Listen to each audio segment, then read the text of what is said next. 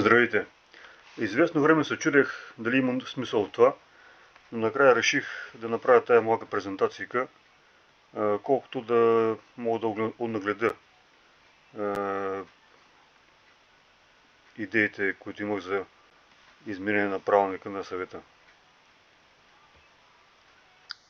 Първо, защо трябва да се въведат промени? За да се гарантира по-високо ниво на прозрачност, за да се гарантира по-безукорна работа в екстрени ситуации, като например ситуации подобни на кризата, която имаше с COVID, за да излъча правилника дух на единение с гражданите. Мисля, че това беше изпоменато от генерал Янев, когато дойде в офиса. Какви са конкретните промени, които бях предложил? Първо, член 25 алинея 3. Как изглежда членът сега? За заседанията на комисиите се води протокол, в който се отразяват предложенията, разискванията и приетите решения. И така нататък. Може да си го дочетете.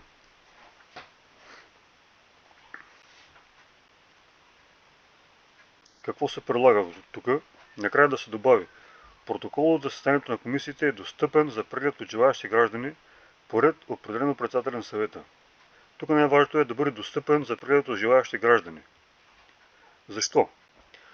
В сегашния правилник протоколите от заседанията на комисиите не са изрично достъпни за обществеността, а в комисиите се дискутират много важни теми. Важно е всеки да може да види каква е активността на неговите избраници, на конкретни общински съветници. Друг член, 28а, алинея 2. Както в началото загаднах, той се отнася за ситуации като COVID и други подобни, които евентуално някой казва, че може да се случат пак, а дори никой да не казва, това винаги е възможно и е добре да има подготвеност за такива ситуации. Как сега е това нещо уредено? Там в тази алинея се казва, че може да се извършва неприсъствено гласуване по друг начин, което, както ще видите след малко, става дума за гласуване по имейл. Предлагам това да отпадне. Защо?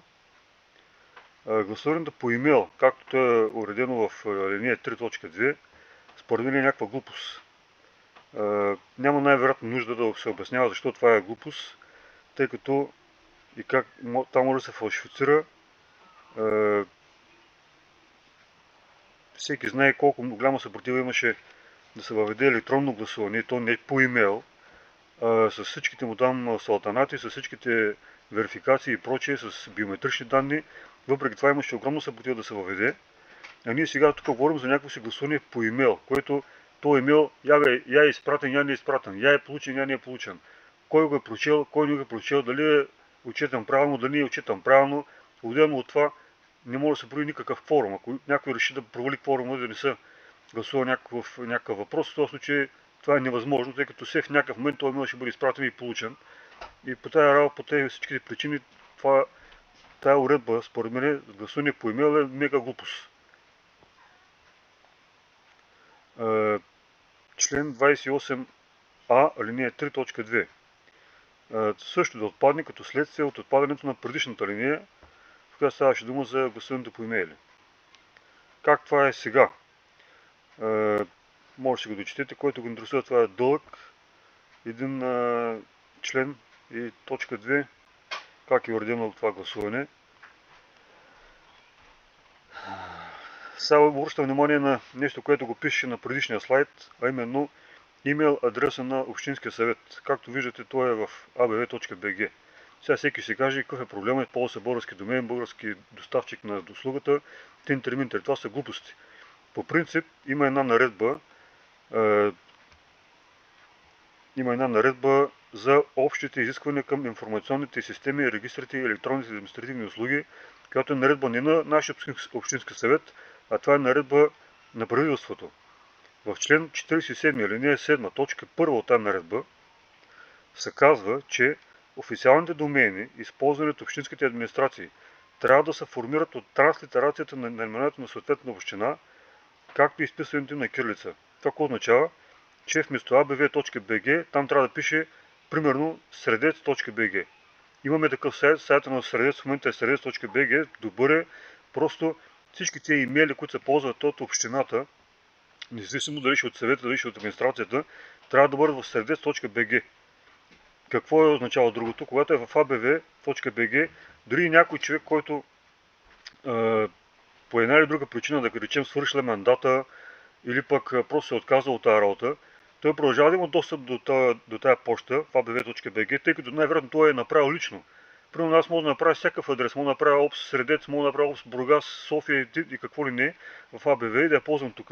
След това вече не съм съветник, не съм никакъв, обаче този адрес хората го знаят, да кажем, от отдавна и продължава да пращат някакви неща на него и аз продължавам да получавам информация, която може да бъде някакъв път важна, може да бъде чувствителна, може да е всякаква. Затова законодателят е измислил, че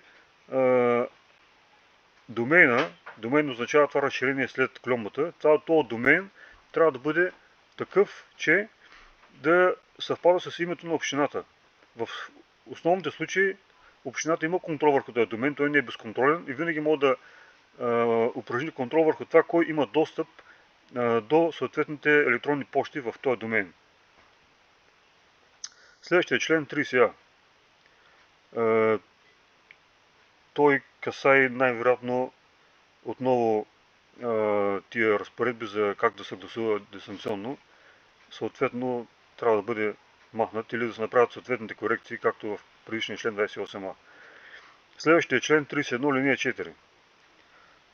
За какво става дума? Става дума за заседанията на съвета и конкретно за ползването на мобилните телефони. Сега, този член не е кой знае към момента колко важен, сега след малко ще видите защо, но към момента, както е отбелязано тук, не се допуска ползване на мобилни телефони и провеждане на разговори. Сега това, както е писано, ползване на мобилни телефони, включва и съответно и да не можеш да записваш, не можеш да излъчваш. Това е проблем,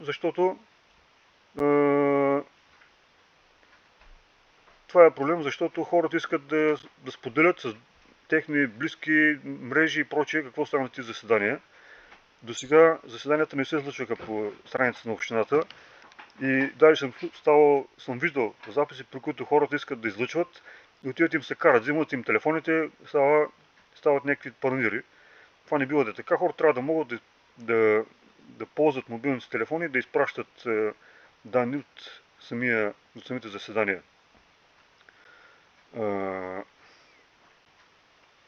Но това все пак на никой не пречи. Това е тиха дейност, няма никакъв проблем. Освен това отново е проява на духа на единение, за който споменахме от началото, тъй като съвета трябва да бъде възможно най-близко до хората.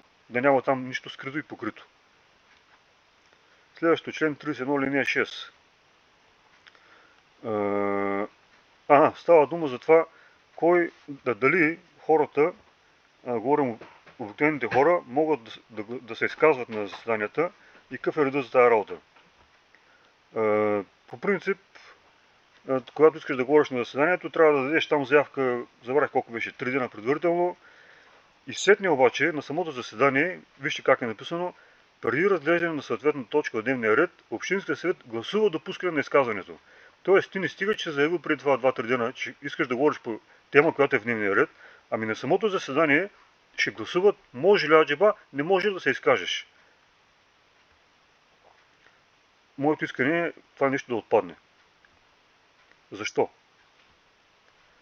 Това възпрепятства участието на гражданите в местната власт.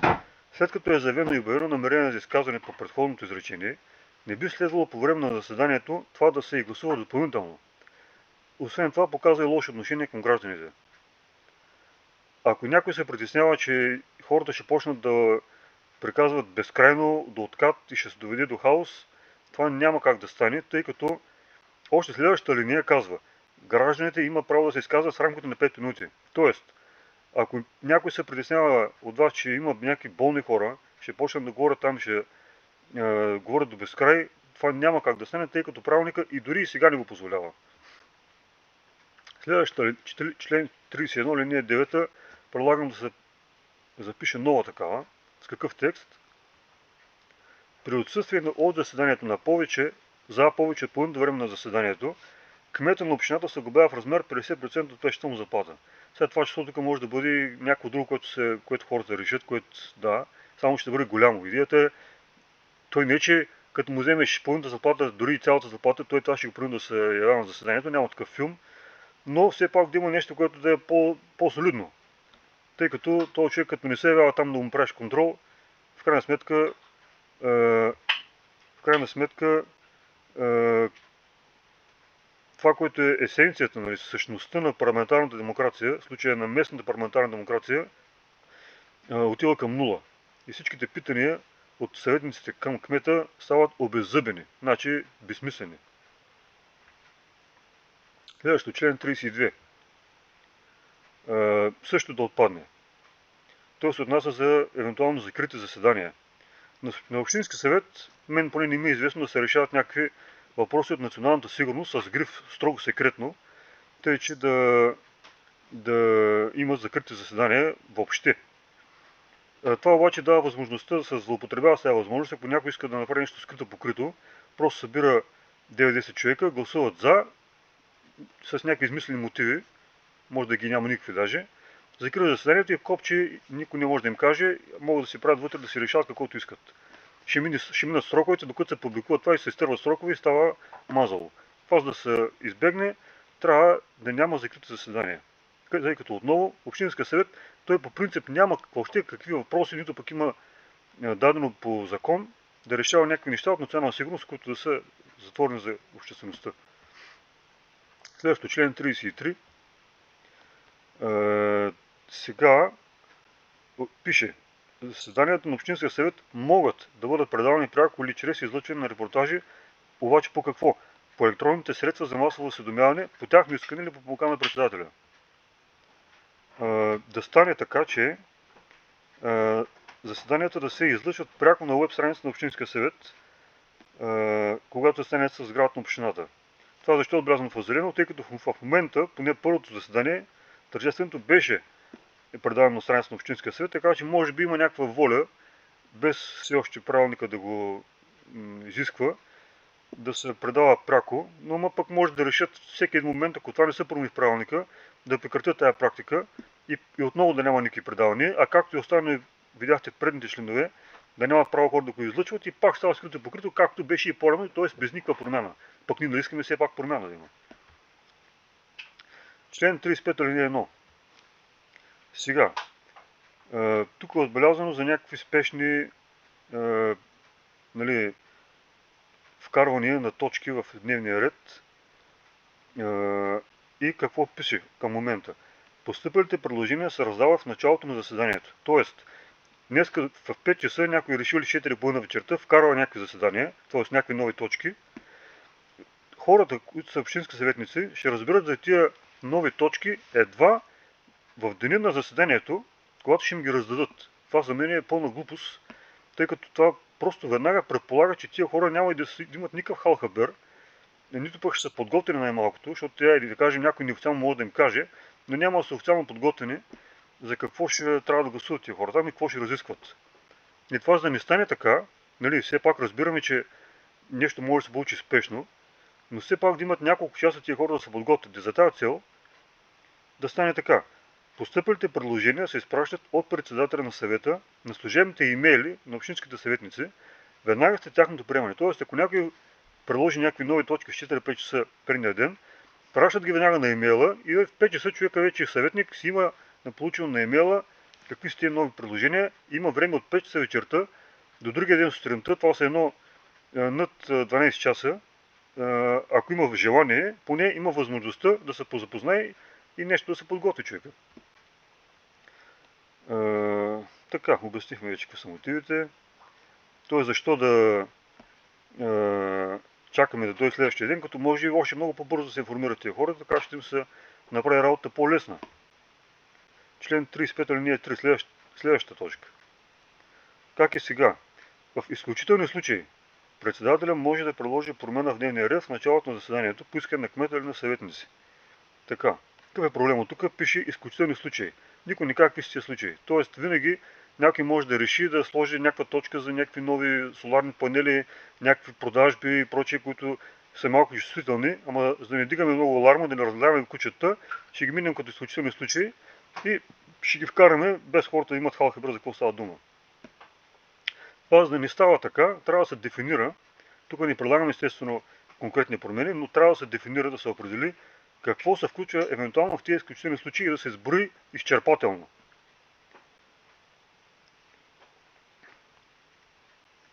Така, следващото е член 64, алинея 2. Как е сега? Да, това става дума за отмяна на актове, издадени от кмета и съответно срока, в който може да се оспорват или отменяват тия актове. Какво пише в момента в правилника?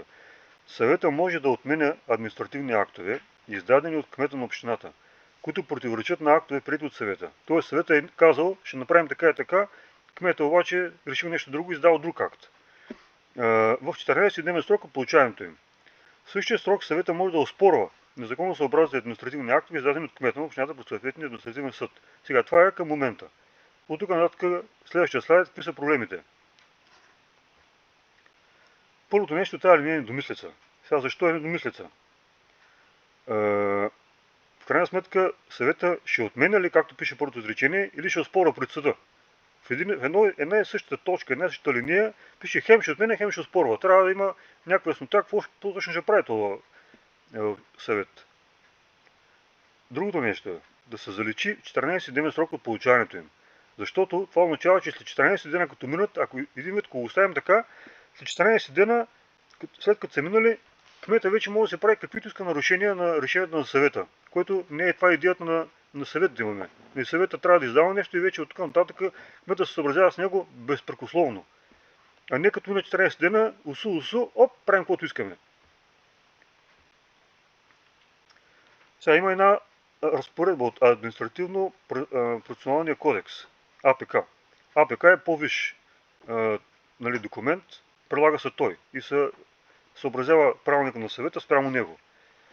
Член 48, член 84 от него, обаче не се отнася за такива случаи, защото той казва какво? Жалбата или протеста се подава в писмена форма чрез административния орган, чието акт се оспорва в 14-дневен срок от съобщаването му и така нататък. Тоест, член, ако някой въобще реши да се позовава на него, въобще не се отнася за такива случаи. Имаме един друг член от същия кодекс. Член 149 алинея 5, който казва какво? Административните актове могат да се оспорят с искане за обявяване на нищожност без ограничение във времето. Тоест, ако кмет иска да направи нещо друго, дето не го пише в решението на съвета от преди това може да бъде обявявано като нищожно и затова не би следвало да има ограничение във времето. Това е идеята на цялата работа. Има даже и друг един член. 179 пак от кодекса. Общите административни актове могат да се оспорят в едномесечен срок. Т.е. тук дори дава едномесечен. А ние даваме 14-дневен. Т.е. царя дава, падаря не дава. Или в 14-дневен срок от отделно съобщение до лицата. Но тук в случай нямаме такава хипотеза на отделно съобщение до лицата, тъй като говорим за някакъв факт на кмета. Той и неговите актове не са до отделни лица, а са до цялата община. Тоест тук говорим, в най-лошия случай говорим за едномесечен срок. Да не говорим, че член 149 дава без ограничение във времето. И така. Ако се остави това ограничение от 14 дни в правилника, това най-малкото противоречи на кодекса, с което има потенциал да се обявява за нищожно. Но до сега никой не го е направил, на кой му пука. Така, член 74 алинея 1. Това се отнася до това колко питания може да отправи един съветник в едно заседание. В момента дават две питания. Аз не знам от какво са. Това естествено отнема време, защото едно питане е 5 минути, после имаме отговор, не знам с колко дуплики, реплики, след това отнема време. За сега е две питания.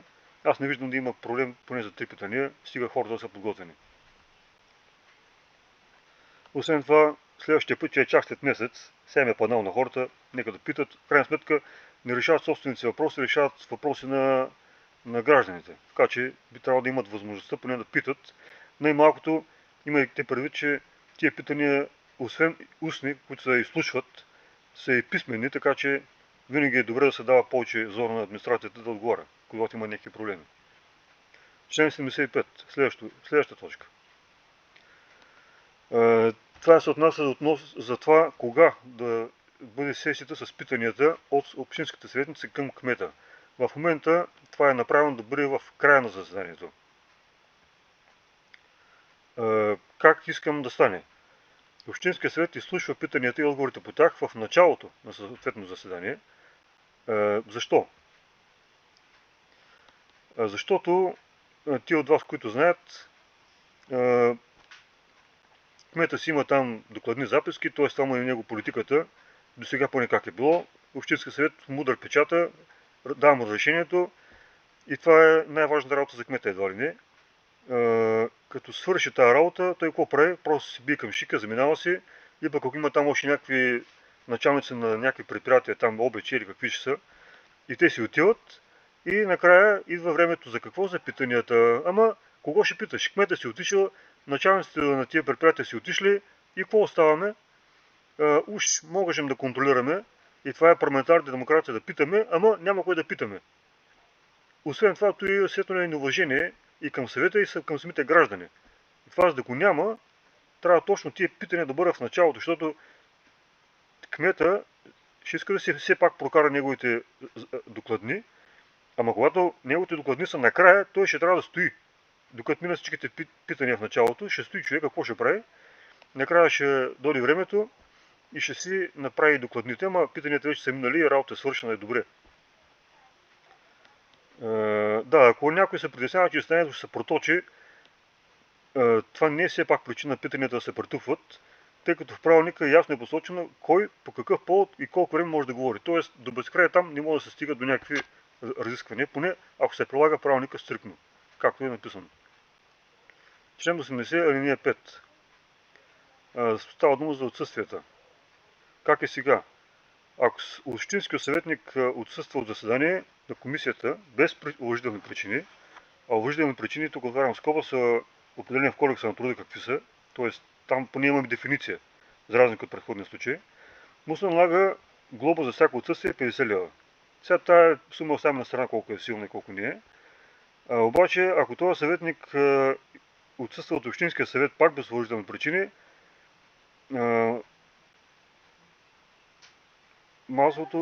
месечното базово възнаграждение се намалява с 1/3.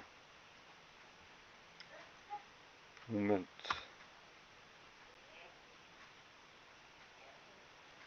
Така.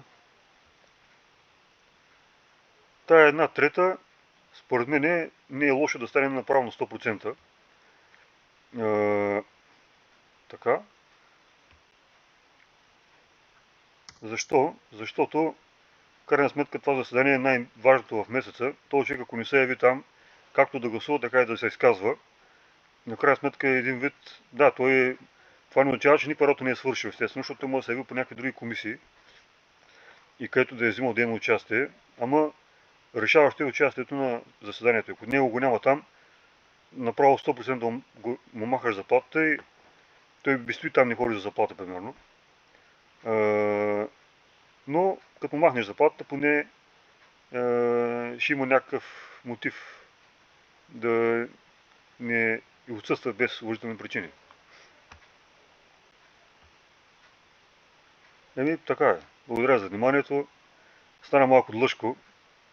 Благодаря на тия, които са изчакали и са ги изгледали до тук и са слушали. Надявам се, не бях много трудно разбираем. И до нови срещи!